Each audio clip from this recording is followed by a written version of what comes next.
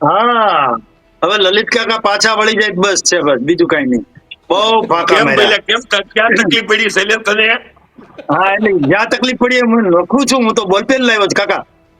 વચ્ચે હે? તમે નહીં બોલતા એટલે તમારા બધા જ સવાલના જવાબ કાકા મારે એક વડીલ તરીકે તમને આપવા છે. હું તો તમારો દીકરો છું, ભલે ખેડૂતનો દીકરો છું, પણ તમારો પણ દીકરો છું. તમે ખૂબ અનુભવી છો. તમે એમ કીધું કે આટલા ન હોવા જોઈએ, બરાબર છે. એક વાત અહીંયા તમે કયો છો એનો વાંધો નહીં, અને બીજી વાત પછી કરું છું ધિરાણ વાળી. પેલા તમે એમ કીધું 22,000 રૂપિયા હેક્ટરે છે તો 3,500 રૂપિયા આવે. એક વાત, હવે તમે તમારા વડવાઓ જે કોંગ્રેસના હતા એમણે રામજી મંદિરમાં 1 રૂપિયાનો આ બાબતે ફાળો નથી લખાવ્યો, સહાય બાબતે, એટલે સરકારમાંથી નથી આપ્યું. એક આ એનડીઆરએફ ની એસડીઆરએફ ની યોજના એ કોંગ્રેસ પક્ષે જ હતી. ત્યારે તમે કેટલા ટકા નુકસાની આપતા હતા? તો કે ભાઈ તે 50% નુકસાન જાય તો જ આપવાનું, અને એ 1 હેક્ટરે આપવાનું. અત્યારે શું કર્યું? 50%. નરેન્દ્રભાઈ આવ્યા પછી 50% નુકસાની એ આપવાનું, 33% નુકસાની એ આપવાનું, અને 2 હેક્ટરે આપવાનું. એ નક્કી અમે કર્યું. તમે તો 50% થાય તો જ આપતા હતા, ત્યારે તમારે બોલવાનું નતું. અને ભૂતકાળમાં જે પ્રકારે સહાય મળી છે એ આનાથી ઓછી મળી, આનાથી ઓછી મળી છે. અને અત્યારે જે સહાય મળી છે 10,000 કરોડ નું સહાય પેકેજ, એ સમગ્ર રાજ્યમાં તકલીફ થઈ છે. અને સહાય, ટેકો, મદદ આ શું?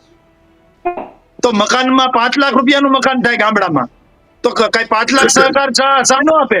1,20,000 કે 1,50,000 આપે.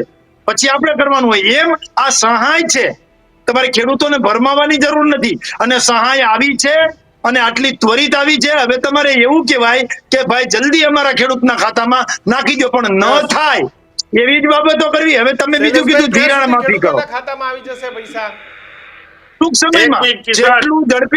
જેટલું ઝડપી સર્વે કર્યું, જવાબ 3 આપો સર્વે કિશન. કરી નાખ્યું. જેટલું ઝડપે સર્વે કર્યું એટલું ઝડપે ડીબીટી ના માધ્યમથી ડાયરેક્ટ બેનિફિટ ટ્રાન્સફર ના માધ્યમથી ખેડૂતોના ખાતામાં આવશે. દીક્ષિતભાઈ, મારે કાકાનો એક બીજો જવાબ આપવો છે. એને એમ કીધું કે ધિરાણ માફ કરો. આ તો એ તો સમજુ છે, એટલે ધિરાણ કે બીજા તો દેવું માફ કરવાનું. દેવું માફ કરવું અને 0% વ્યાજે 3 લાખ ધિરાણ લીધું હોય એ માફ કરવું, એમાં હાથી ઘોડાનો ફેર છે.